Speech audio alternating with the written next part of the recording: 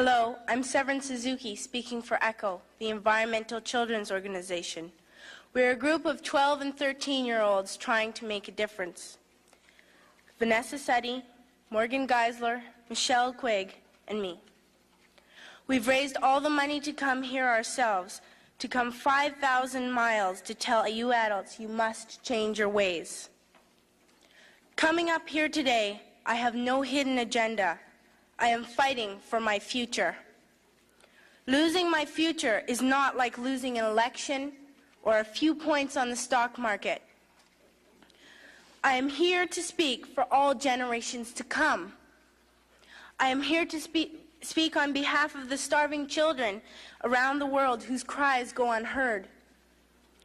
I am here to speak for the countless animals dying across this planet because they have nowhere left to go. I am afraid to go out in the sun now because of the holes in our ozone. I am afraid to breathe the air because I don't know what chemicals are in it. I used to go fishing in Vancouver, my home, with my dad, until just a few years ago we found the fish full of cancers. And now we hear of animals and plants going extinct every day, vanishing forever. In my life, I have dreamt of seeing the great herds of wild animals, jungles and rainforests full of birds and butterflies, but now I wonder if they will even exist for my children to see. Did you have to worry of these things when you were my age? All this is happening before our eyes, and yet we act as if we have all the time we want and all the solutions. I'm only a child, and I don't have all the solutions. But I want you to realize, neither do you. You don't know how to fix the holes in our ozone layer.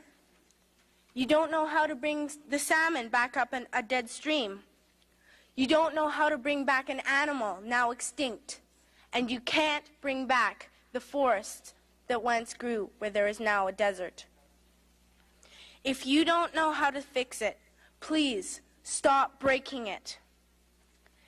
Here, you may be delegates of your government, business people, organizers, reporters, or politicians, but really, your mothers and fathers, sisters and brothers, aunts and uncles, and all of you are someone's child. I'm only a child, yet I know we are all part of a family, 5 billion strong. In fact, 30 million species strong. And borders and governments will never change that.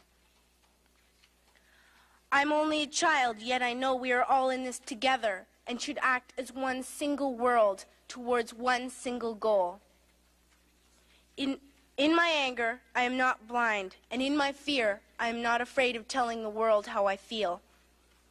In my country, we make so much waste. We buy and throw away, buy and throw away, buy and throw away, and yet northern countries will not share with the needy. Even when we have more than enough, we are afraid to share. We are afraid to let go of some of our wealth. In Canada, we live the privileged life with plenty of food, water, and shelter. We have watches, bicycles, computers, and television sets. The list could go on for 2 days. 2 days ago here in Brazil, we were shocked when we spent time with some children living on the streets. This is what one child told us. I wish I was rich. And if I were, I would give all the street children food, clothes, medicines, shelter, and love and affection.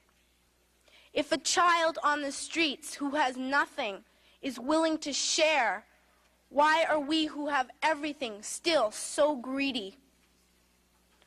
I can't stop thinking that these are children my own age, that it makes a tremendous difference where you are born, that I could be one of those children living in the favelas of Rio. I could be a child starving in Somalia, or a victim of war in the Middle East, or a beggar in India. I am only a child, yet I know if all the money spent on war was spent on finding environmental answers, ending poverty, and finding treaties, what a wonderful place this earth would be. At school, even in kindergarten, you teach us how to behave in the world. You teach us not to fight with others, to work things out, to respect others, to clean up our mess, not to hurt other creatures, to share, not be greedy. Then why do you go out and do the things you tell us not to do? Do not forget why you are attending these conferences, who you're doing this for. We are your own children. You are deciding what kind of a world we are growing up in. Parents should be able to comfort their children by saying, everything's going to be all right. It's not the end of the world, and we're doing the best we can.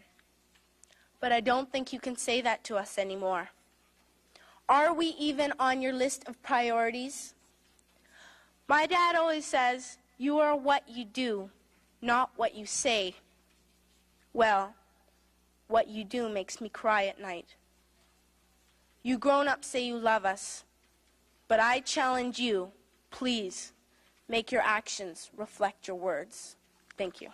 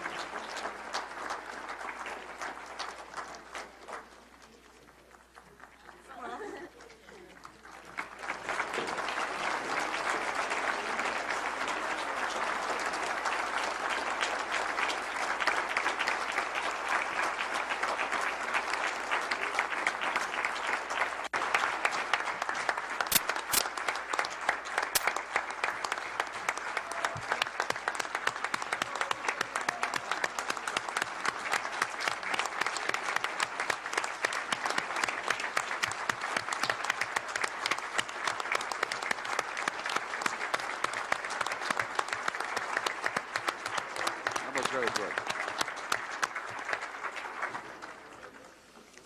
I would like to thank you, the four of you, for your participation in this conference and for reminding us that we are responsible for the world and for the future generations, and also for reminding us that we are responsible not only for our words but also for our actions.